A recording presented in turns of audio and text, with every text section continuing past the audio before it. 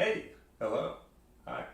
It's been a while, it's been too long, and I certainly picked a doozy of a day to start recording cancer content again, considering I am currently fasting and it is the day before the United States presidential election, but we work with the motivation we've got. In fact, that's a good place to start right there. The motivation or lack thereof for the last month plus is I have not made any YouTube videos about my cancer treatment and how I'm doing both physically and mentally. I feel a little bad for that, sorry as always. I want to try and make this as realistic and as live of an update as I can for someone going through stage 4 metastatic melanoma and the treatment of it, but things get a little swampy here and there. By swampy, I mean that my brain, my body, and life circumstances have taken me on a kind of interesting ride since I spoke last.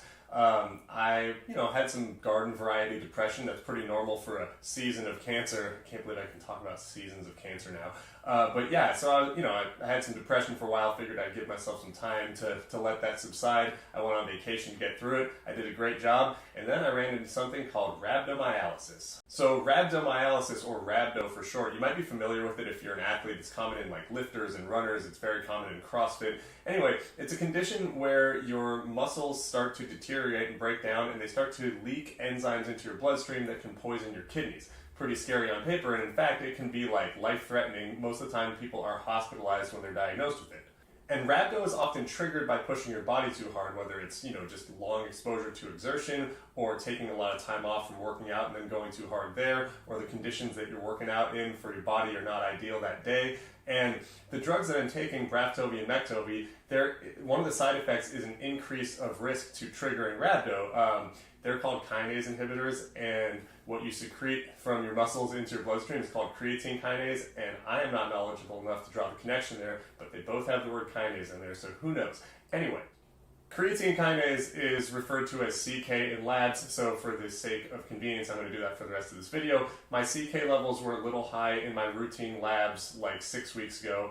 My oncologist said, hey, CK was a little high, nothing to freak out about, just something to monitor. Maybe next time don't play basketball right before you do labs, we'll take it from there.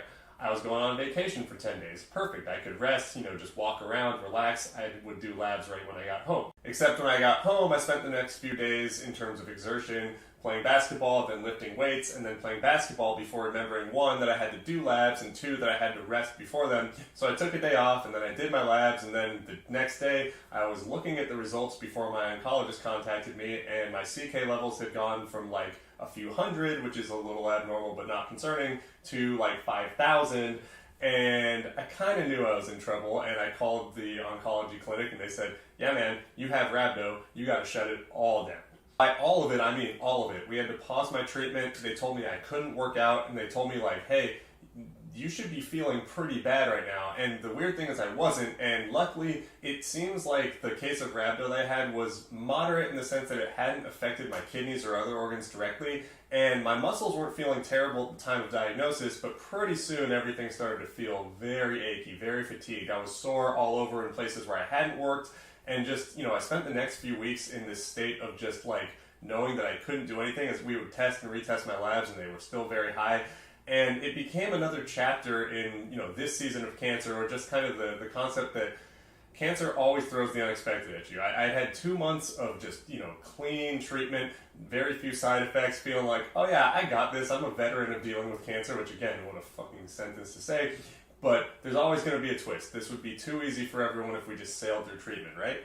And so I bunkered down and kind of put my life and treatment on pause for a few weeks while I figured out how to get rid of rhabdo, which mainly consisted of sleeping as much as possible, hydrating as much as possible, eating healthy, going on walks, doing light exercise, really listening to my doctors, which, I like to push myself in everyday life, but when it comes to being a cancer patient, I've always said that you need to treat this like it's your absolute primary job. You need to focus as much as possible on giving yourself the best chance to make it through treatment and living life beyond that if you can. And I don't want to make it sound like I was just calm and cool the entire time. I mean, I got mopey. It's one of the reasons why I didn't make content over that time. I would get up and say, hey, I have the energy to make a video, but my brain and my heart they couldn't do it, because it's scary when you're a stage 4 cancer patient or any cancer patient. You're going through these big side effects and you have to pause treatment. I mean, that's how cancer progresses. That's how things get worse. When the treatment beats your body up too badly and all of a sudden you have to stop, that's when you're in the real danger zone. But continuing the theme of having all these difficult diagnoses and fortunate outcomes, I made it through seemingly. You know, my lab work is still a little screwed up, and I'm still ramping back up my physical activity. I just got cleared to play basketball, but it seems like I'm out of the woods in terms of Rhabdo right now. We're able to restart my treatment, albeit at an augmented dose, and I'll be happy to tell you guys all about that, but I'm kind of running out of time here. In a literal sense, or even in a figurative one, there's no time limits. I make this up, but you know, the internal clock in my head is saying, hey, this video is getting a little bit long, and honestly, my bandwidth is dwindling. I am fasting, and I am stressed as hell about this election, because who isn't? But anyway, I just want to wrap this up and say that I'm happy to be talking about this again. I'm happy to be using this as the mental health outlet that is so good for me, and I think is good for other people to see what someone going through stage 4 cancer treatment is going through.